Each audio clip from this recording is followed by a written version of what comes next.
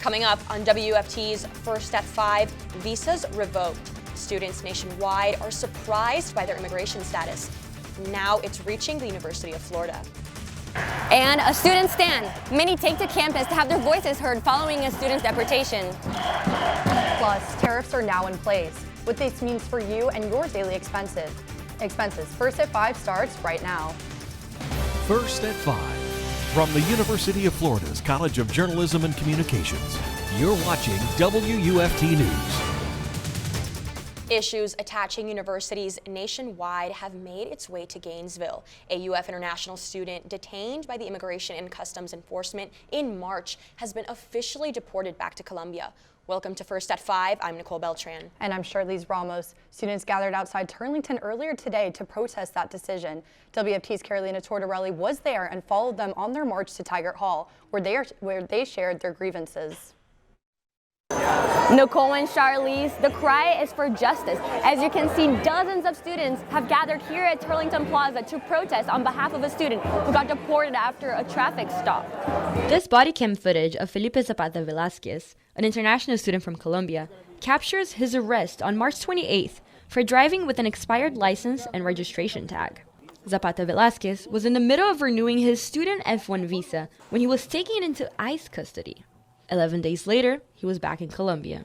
Ethan Maya Denidel, an immigration programs manager for the Women's Health Project, said this scares him. I think it's pretty terrifying. There's so much misinformation about how deportations are only affecting criminal immigrants, but we see Felipe as a great case of someone who had a minor traffic violation and has already been deported. The Young Democratic Socialist of America chapter organized a campus protest to share frustration about how the university handled the situation. Put in danger by local law enforcement agencies.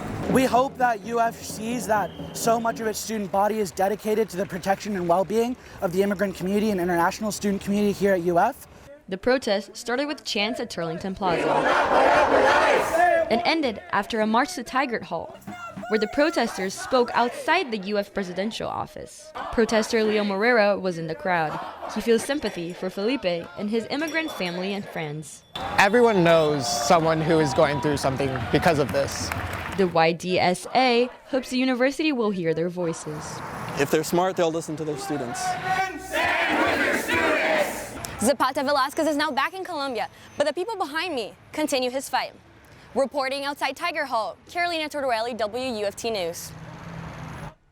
Immigration issues continue to spread nationwide as more students are continuing to be surprised by their visa status. The University of Washington and Missouri are now among a list of schools with students with revoked visas.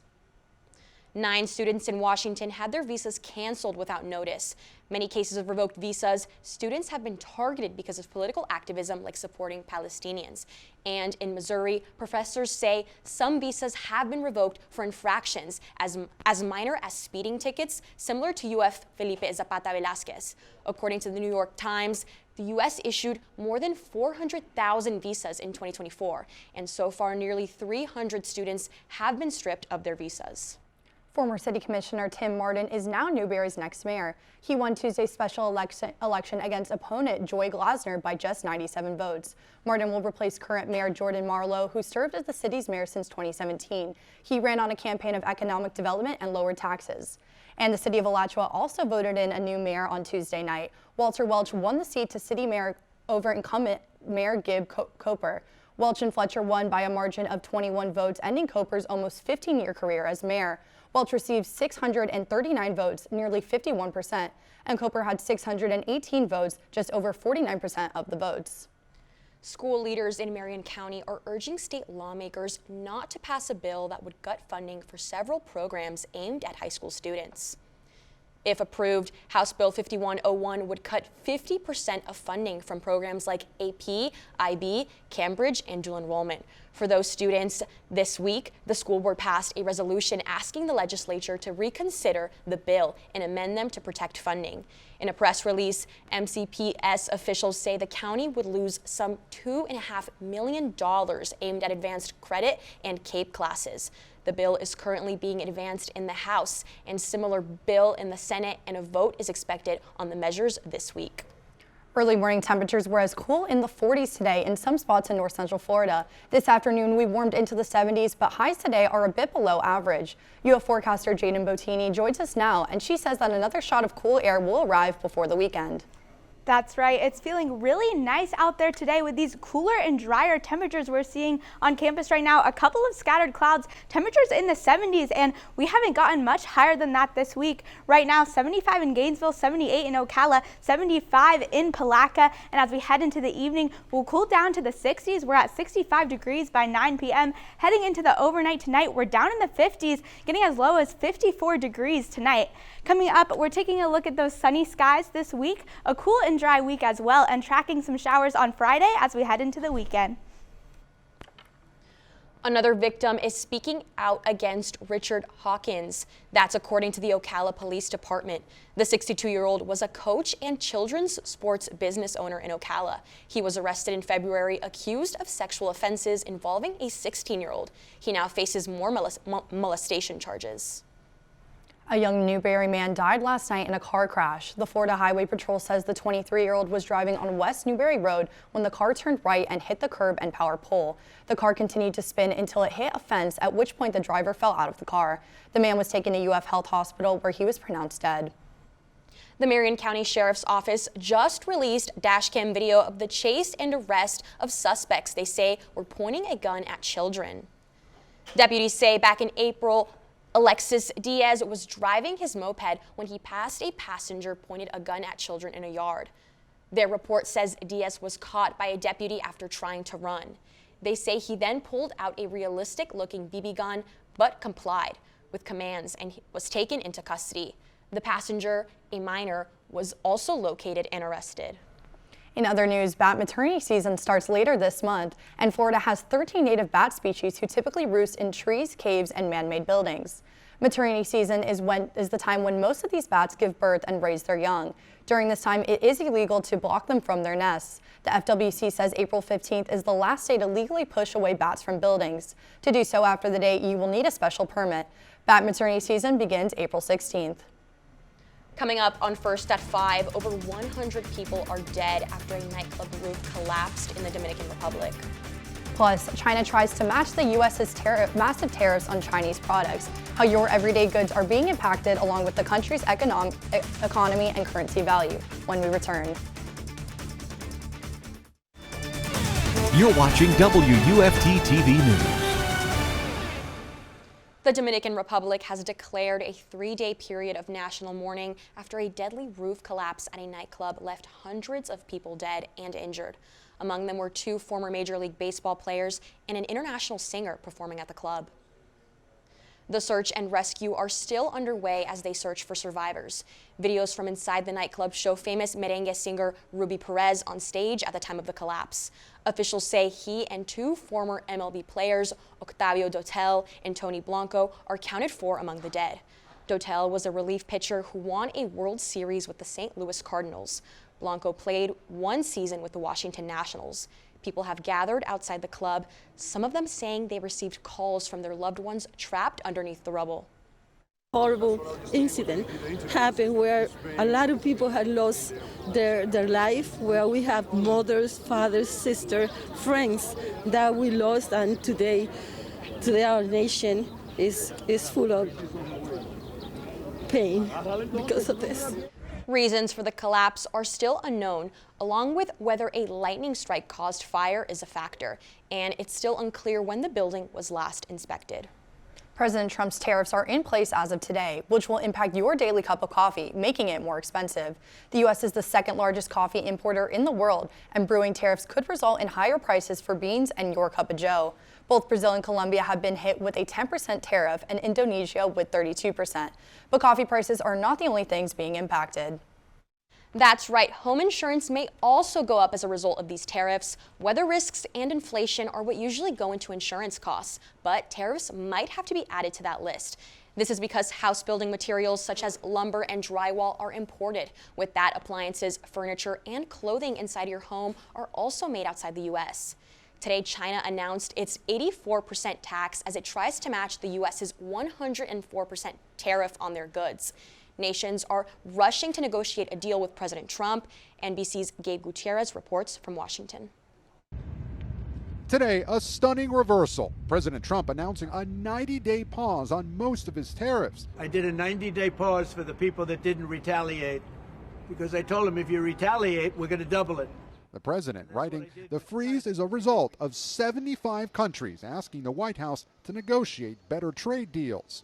We have been overwhelmed with the amount of requests from countries around the world. At the same time, Trump raising tariffs on China yet again, up from 104% to 125%, after that country slapped U.S. goods with an 84% tariff in retaliation. China, they kept escalating and escalating, and now they have 125% tariffs that will be effective immediately. I know what the hell I'm doing. Tuesday night, the president insisted the Chinese will soon come to the negotiation table. They want to make a deal. They really do. They want to make a deal. They just don't know how to get it started, because they're proud people. NBC's Janice Mackey-Frayer is in Beijing. There's no indication here that Beijing even wants to talk, let alone line up with the dozens of other countries that are now looking to the White House for tariff relief. Markets rallied as news of the tariff pause spread. The president had been facing increasing pressure from business leaders and members of his own party to abandon the blanket tariffs, as trillions of dollars in Americans' wealth melted away since he announced them.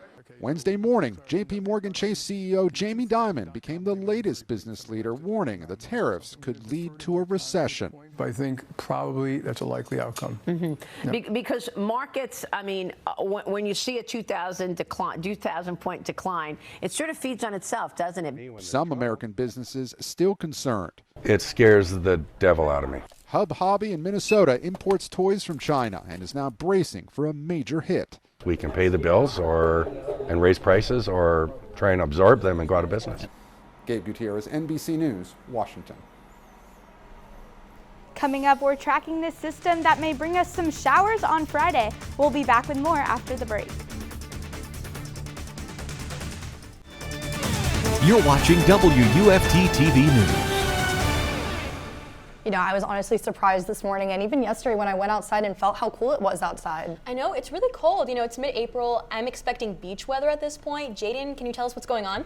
Yeah, it's feeling really nice outside this week with those cooler and drier temperatures. And as we look at campus right now, we see some scattered clouds out there. Temperatures in the 70s. We really haven't gotten above that 70 range this week. Right now we're 75 in Gainesville, 78 in Ocala and the Villages, 74 in Palatka. And our wind gusts, it's not too breezy out there, a little bit breezier towards the coast, gusts up to 25 miles per hour in St. Augustine, 32 in Daytona. But these northerly winds are bringing that cooler and drier air down to us, and that's what's keeping our temperatures cool this week. This afternoon, highs 78 in Gainesville, 80 in Ocala, 76 in Palatka, 75 in Jacksonville, and our lows in the 50s. 54 in Gainesville, 55 in Ocala, 56 in Palatka. We had a very warm start to our April, but we're cooling down now like we were for most of March. The subtropical jet stream pushed to the south and those northerly winds bringing us that cooler and drier air, and that's going to stick around this week and heading into the weekend. Our next weather system is this front to our west, and it's going to cause some severe thunderstorms in the southeastern United States tomorrow. Here's the risk of these storms. There's a slight risk for northern Mississippi, Alabama, and most of Tennessee. This risk includes wind gusts up to 60 miles per hour. Some quarter-sized hail and isolated tornadoes are possible as well. Tracking this system for us, here it is Thursday morning. These severe thunderstorms are going to happen the majority of Thursday for the southeastern region. It's going to creep into the panhandle, be right over us at 3 p.m. on Friday, and head off the east coast, clearing up Saturday morning. Looking at our rainfall totals from this system, not too much, less than 1/4 of an inch across most of North Florida, less than 1/10 of an inch in Gainesville. So not a huge rain system, just some isolated showers are possible. This weekend, we're seeing temperatures in the 70s, mostly sunny skies. Great time to go outside and enjoy these cooler temperatures. Looking to the rest of the week, temperatures 81 tomorrow, low of 54. Expecting those isolated showers and thunderstorms on Friday. Heading into the weekend, temperatures dropping back down into the 70s and rising again in the 80s. Next week. Coming up after the break, Gator Nation welcomed home their most recent national champions. Other Gator sports are also on the big stage this weekend. We'll hear from one Florida player later after the break. You're watching WUFT-TV News. Welcome back to sports. I'm Jada Ross. The Florida men's basketball team is back home in the Swamp, and fans have been in celebration mood since the Gators win Monday night. The Florida Gators bounced back from a double-digit deficit in the second half to take down the Houston Cougars and win the national championship. Fans packed Flavitt Field yesterday to celebrate the Gators earning their third national title in program history. Walter Clayton Jr. spoke to Gator Nation at the rally, thanking them for their support this season. Walter, what do you want to say to this? Man, simply just thank y'all. We wouldn't have been able to do what we did without y'all. Y'all support all year long, man, so we appreciate y'all. Walter, what do you want to say to the rest of the college basketball world today? Man, Florida back on top, man, and it's finna continue. Gators football is also back and gearing up for their final practice tomorrow ahead of Saturday's orange and blue spring game. One of those players, Miles Graham, was mic'd up during his spring practice. Come on, let's go. Let's finish, ready. Let's go. Give it all you got, D. Hey, attack the field, ready? Show right. Yes, sir. Let's go, 12. Let's go, 12. Let's go, boy. Let's go. Kickoff for the game will be at 1 p.m. on Saturday. Gators baseball chomped down on in-state rival the Florida State Seminoles last night. Florida made 3 double plays and scored 4 of 5 runs with 2 outs to upset number 9 Florida State 5-4. Gator rookie Brendan Lawson drilled a 3-run homer and RBI double to finish with a team-high 4 RBI. Closer Jack Clemente also retired all 6 batters he faced, logging the first save of his career. After losing a 3-game series against Vanderbilt this weekend, head coach Kevin O'Sullivan hopes this win is the momentum the Gators need to turn things around. And hopefully this game gets us jump-started. Something has to get going for us. And, you know, I think it's good that we're getting back out there on Thursday. It's a quick turnaround, and hopefully this will give us some momentum. High school baseball is still in full swing. Palatka will play Williston tonight at 6 p.m. shortly after this. Buchholz High School will also face off against Gainesville High School at home tomorrow for senior night. District playoffs are also on deck for the Bobcats. Buchholz is the #1 seed and will play the winner of the Forest and Oakleaf matchup Tuesday night as they look to earn a 3rd straight district championship. Sophomore Florida golf player Noah Kent will tee up at the Masters, the most prestigious golf tournament. Tomorrow, he will play. He will tee off at 8:35 a.m. on Thursday and 11:49 a.m. on Friday. That's it for sports, but we'll take one final look at weather after the break.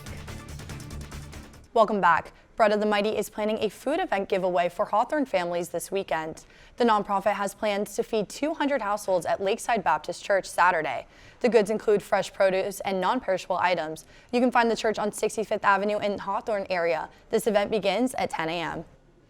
And while the NCAA tournament has come to an end, the Florida Canines are still hot. The Alachua County Canine Tracker is among the final 4 in the State Sheriff's Association's Canine March Madness competition. Tracker had 57% of votes against his opponent, but needs your vote to move on to the finals. You can vote for Tracker with the link on the Alachua County Sheriff's Office Facebook page.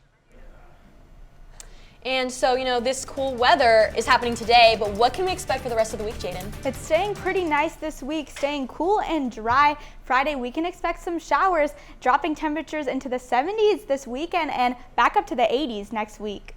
Well, I'm not really looking forward to Friday, but the weekend looks beautiful. Thank you, Jadyn, and thank you all at home for joining us. We're back here tomorrow with another edition of First at 5.